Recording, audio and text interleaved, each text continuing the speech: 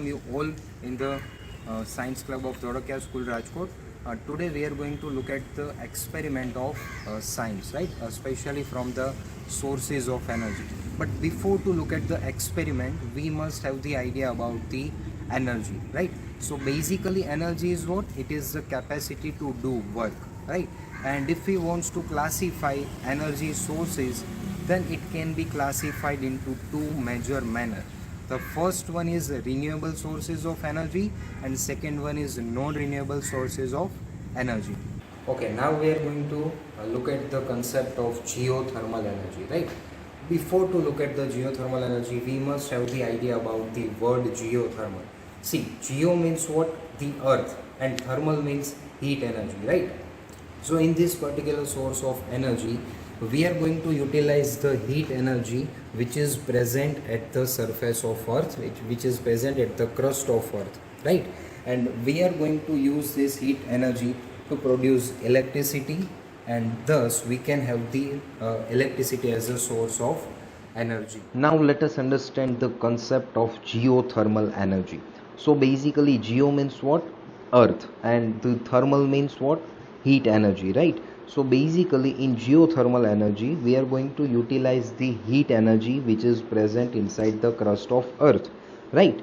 Now here, as you can see in the animation, we have the underground water reservoir, right? And we are going to use the heat energy to convert this water into the steam, right? Now the question is that how we can use steam as a source of energy. How we will use that?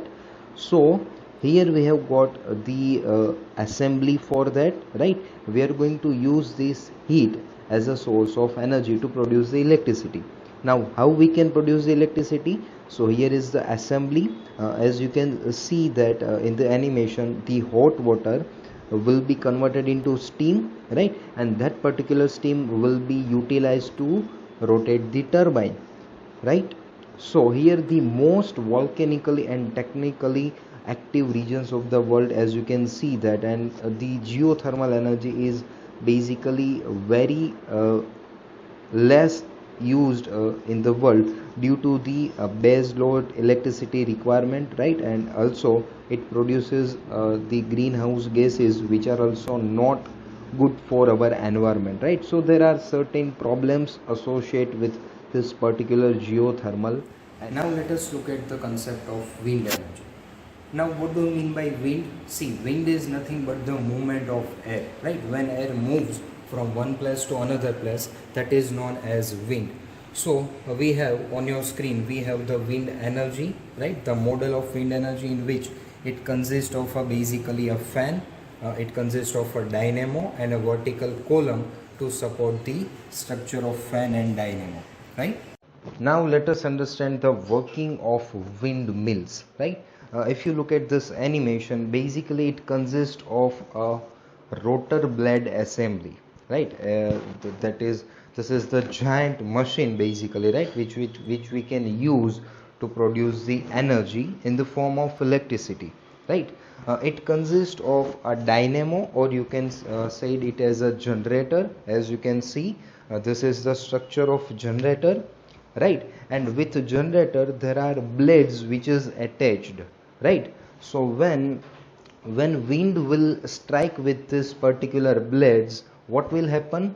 The energy associated with wind will be transferred to this blades, right? And this blade will rotate, and due to the rotation of this blade, the dynamo will convert this mechanical energy into electrical energy, right? And that is what the purpose of this windmills, right? Because we want to produce the electricity, so this is the best way to produce the electricity from the wind energy, right? So this was the animation about the wind energy. Okay. So now we are going to look at the biomass energy, right? Before to understand biomass energy, we must have the idea about the biomass. So basically biomass is the waste materials of man and animals, right? It can be included in the form of like wood, it can be included in the crops, right? Alcohol fuels, this can be included into the form of biomass. Now we are going to utilize this biomass to produce the useful form of energy, right? That's why we have to use a biogas plant. So on your screen you have a model of biogas plant. It consists of basically a digester. Here you can see that in digester we will keep all kind of solid waste which can be converted into useful form of energy, and after certain period of time it will gives us a methane gas which can be utilized as a source of energy. Now let us understand the working of biogas plant. Basically, if you look at the construction, it consists of a digester, a mixing tank, right? Overflow tank, and there is an outlet tank. So what is the function and what is the working of biogas plant? At first step, we will take a solid waste, the agricultural waste, right? It basically consists of vegetable waste, right?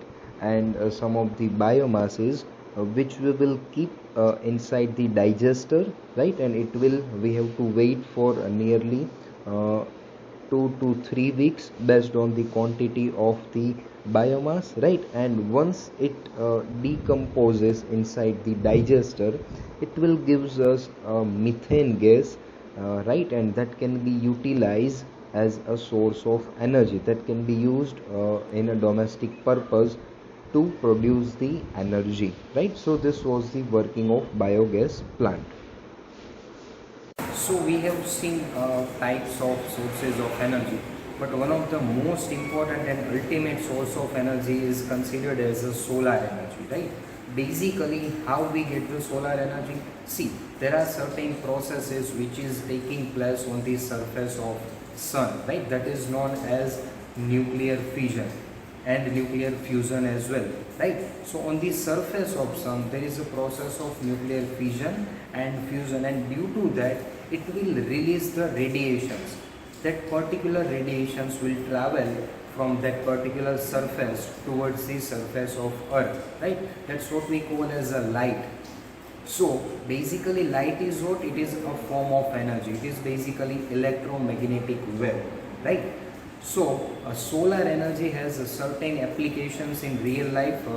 Mostly we use it in for a domestic purpose, that is a solar cooker, right? A solar furnace, solar dryer and solar panel as well, right? So these are the applications of solar energy. Now we are going to understand the working of a solar furnace, or it is literally known as a solar concentrator.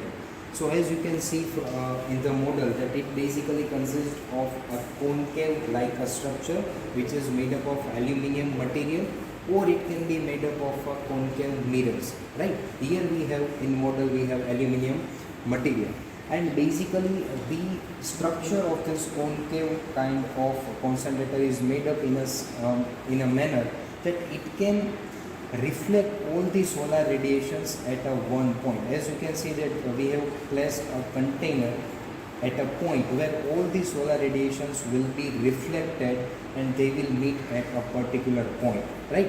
So that particular container can have the more amount of heat, and we can have the heat energy that is what we desire. Now let us understand the working of solar concentrator, or it is betterly known as a spherical reflector type solar cooker. As you can see in the image, basically it consists of a concave reflector, right? It can be made up of aluminum material, or it can be made up of a concave shaped mirrors. So when these solar radiations will emit on this concave shaped reflector, what will happen? This reflector will reflect all the solar radiations at a particular point, right? And at particular that point we can have a more amount of heat energy, where you can place a container to cook a food. So this is the real concentrated type solar cooker, as you can see in the image.